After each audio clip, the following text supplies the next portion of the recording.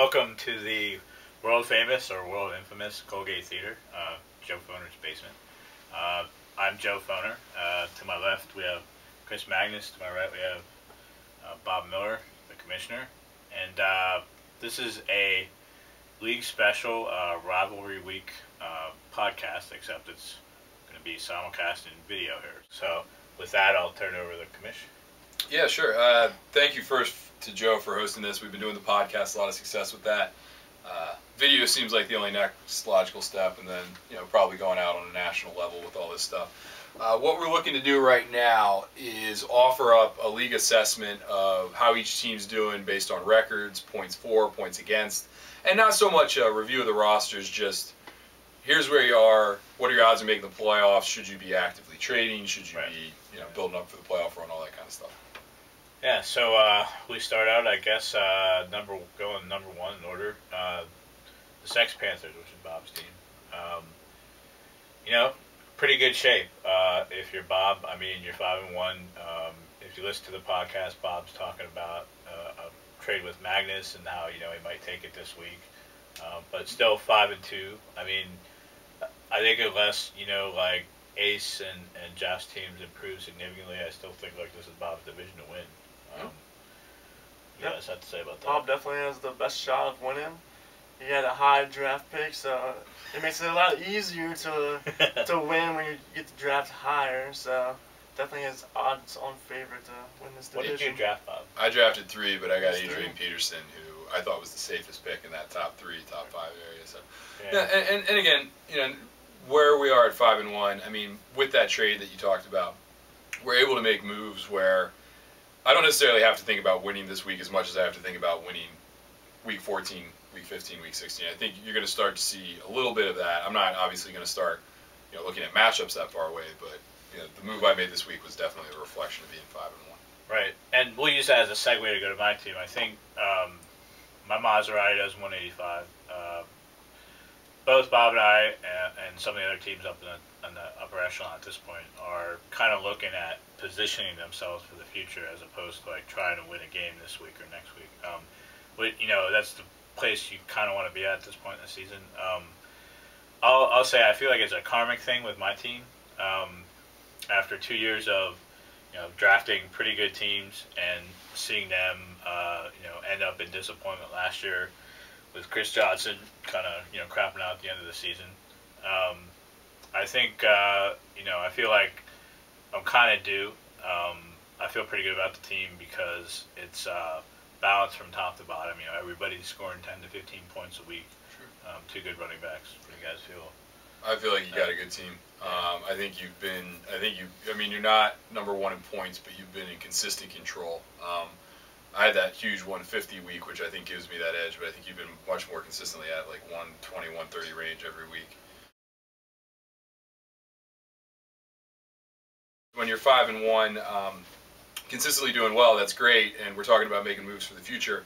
But 1 game and you're 4-2, 2 games or 5-2, 2 games and you're 5-3, and now all of a sudden, it's tight up top. I mean, we'll talk about the other teams here in a second, but it's not like we have a 4-game playoff.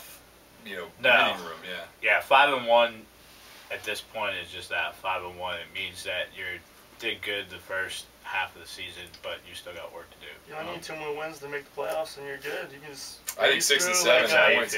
Like Ace last year, get to that 7th win. Yeah, that's like Dirty said. The first one's the hardest. I think for Bob and I, the 7 or 8 will be probably the hardest. Yeah. I feel like, but once you hit like 8 wins, I think you gotta feel good. Let's move next to the group of teams that are at 4-2. That would be Pottsville, Maroons, and Huge in Japan, and Rumblefish. And so what do we think about, like, out of this group? I mean, they're obviously in good position to make the playoffs. Which of them do we think has a shot at, like, taking down the Kings right now? Which of them do we feel like who's the Kings right now? Not necessarily the Kings. He said it, not me. Whoa. The King, like, uneasy Kings, watch out. Uneasy is the head that lies the crown. Let's put it that way this week. But I mean, he's not saying anything the rest of us don't know. Yeah. I mean, I'm not trying to be cocky, but like, if you're at the top, I mean, like next week it'd be somebody else. Pottsville could be. I think at 4-2, again, you're not worried about anything. You're feeling good. You're winning more than you're losing. If you're 4-2 with some points, I'm looking at the Ryan brothers. You're feeling real good about that. But I think they're all good teams. Obviously, it takes something to get to 4-2. There might be a little luck here and there. You look at, points against. They definitely aren't on the higher end of points against any of them. So I think you just keep doing what you're doing. You're not making any splashy trades, thinking ahead, or you're not looking too far ahead. But you're looking to get to 6 wins before you get to 4 losses, and you do that and you're good. Yeah, I think they're just missing like 1 or 2 players. Your 2 teams are pretty full from top to bottom. They're kind of missing like 1 or 2 players at the running back position or the wide receiver position that could definitely put them over the top. So I think making a trade would probably be helpful. Making a trade with whom? I don't know. No, but yeah, you might want to make a trade. Like, yeah, you are 4-2. You probably lost a couple games. You fall to 4-3. Like, it's a little. 1 loss means a lot more when you're 4-2 than when you're 5-2. Yeah, you're not playing for 3rd place or 2nd place. You're playing for number 1. Yeah, we're all playing for number 1. Yeah. Only one person can be number 1 though. That's right. There could be only one. That's the Highlander. So maybe quoted.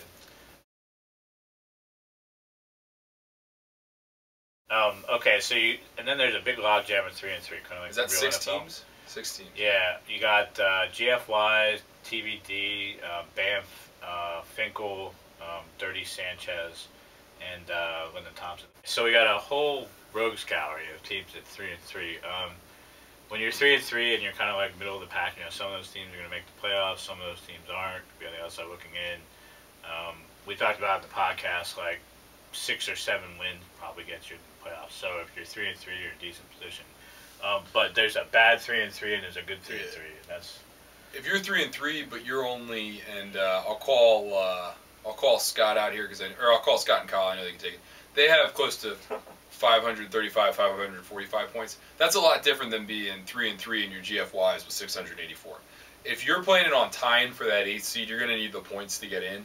So, depending on what my point totals are and how I feel about my lineup week in and week out would affect my level of panic. If you've got a good team, you're 3-3, you've lost some tough, high-scoring games, then you don't need to go crazy and make a lot of trades. But if you got a team where you're feeling like you're kind of lucky to be 3-3 and you're not scoring a lot week to week, the clock is ticking for you to make a move that's gonna, put you into the playoffs. And that's a prelude into I'm open for trade still. So. Yeah, at 3-3, you might be looking to make some action. Move some people around, better your lot, or maybe unfortunately worsen your lot. But if you have 684 points GFYs, number 6 seed overall, 3-3, I don't know if you panic right away, yeah, because even if you go to 3-4, like you still have a great point total, and again, like we're saying, 7-6, 6 and 7 even with a lot of points probably gets you in at the end of the day. So the match number's like 4.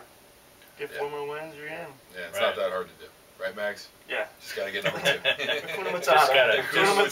Just win, baby. Yeah. So, and then the next group of teams, I hate to do this and lump them all together, but we've got, Anthony's team, Leftovers, Mag's team to my left here, Super Rams, and Ben's Best Men, Ziegler's team. And so that's, there's nobody with 2 wins right now, so there's a little bit of a separation between your middle of the pack. It makes it that much harder for those guys. Yeah, let me just start off by saying, I drafted number 14, so right now I'm 13th seed, so I moved up 1 position. That's pretty good. Yeah, but you're basing your position on the fact that the draft's not. I mean, again, and I'm a big proponent of switching to an auction next year, but 14 is not that bad in a 14-team league because you get the number 14 and 15 pick overall. Right. Yeah, so, people think that the churn is a good position to stay in. It's better than being between 5 and 9. But there was a lot of those middle running backs that all are underperforming right now. But that's just based on how you drafted. I got Fred Jackson in the 5th round. Well, I can't draft Fred Jackson in the 2nd round. You could have. Or number 1. But next time I know. And you're looking at number 7 right in the middle of the pack here. That's where I drafted. So, you can have a good draft wherever you are in a draft. You just have to have the strategy. Dan drafted number 1, and he's number 8. Right. Yep. So what do we feel about these guys? Any of them a shot at, moving up the standings, like maybe an outside shot to playoffs? I thought you said shotted, as in they've been run roughshod over, which would definitely be the case. 0-6, again, we've talked about the podcast. Ben is not mathematically eliminated, but you're looking at like a couple of more nails in the coffin. Exactly. The only thing I can say is that he has the most points scored against him, so there is an element of bad luck, but he's got to make some moves. I mean, I would have started making moves 2 weeks ago if I was 0-4, but maybe he will, maybe he won't. 1-5, win this week. That's all you got to do is win this week, and then you're 2-5, and then you just it's one of those things where, all right, I'm 2-5, maybe I can get to 3-5. Some of those 3-3 teams are now 3-4, and all of a sudden you can find yourself as the number 10 seed. And you know what? I'm not saying it's easy, but I'm on a 5-game winning streak. I had one last year that put me back in the hunt. I was in that spot. I was like 2-4. You can do it. Yeah. You gotta start thinking outside the box. Joe and I talked about it earlier, where some of the teams that do the best in this league go against the grain. A lot of us kind of think the same way, make the same actions, read the same articles, listen to the same podcasts, and every now and then somebody does something off the grain that we're just like, oh, that's a crazy move, but then that's the player that no one saw coming that they got for cheap. So do something if you're 1-5. If you're 1-5 and you win, Anthony's not watching this, so do something. Yeah, I did something. Watch it out. 1-5, you win this week, you're 2-5, and somebody who's 3-3 is going to lose probably a good number of those teams. I would predict that in the top 11, top 11, which is 3-3 to 5-1, 2 teams will come plummeting back down to earth. Whether it's losing 3, 4, or 5 in a row, I hope I'm not one of those teams. Right. But it is not like the movement's only going up. Like, there will be movement coming down. Right. Yes. And I mean, you win if you're 1-5, you could find yourself a game out of the playoffs. That's how quick it could change. But you got to win. You just got to get to number 8. Yeah. And Dan's 3-3 with 630 points. So that's only really a couple wins, 3 wins. Yeah. Right now it's only 2 games out of the last playoff spot, so it's not like it's a tall hill to climb. So. Well, we got 7 games left. Yeah. 2 games in 7. That's fine. Not a problem. And there's so many teams at 3-3. Really, it's a little skewed even. There should be, in reality, if you look at statistics, like, there should be a couple teams at 2-4. Right. Yeah, just on the regular bell curve. Any final thoughts on how the season's going so far? And you want to say anything about Rivalry Week? Last chance to shout out. Can't wait. Can't wait. You are going down. Can't wait. Wait until I win. You are going to face the Blues. I'm going to be 6-1 and have Deshaun Jackson. Get out of here. I got another one. I got another one. You can have that one. For days. Well, that's a good note to end on. No, I think it's been a good season. I think Rivalry Week's exciting. So far, there's only been one major complaint about Rivalry Week. I think it gets people hyped.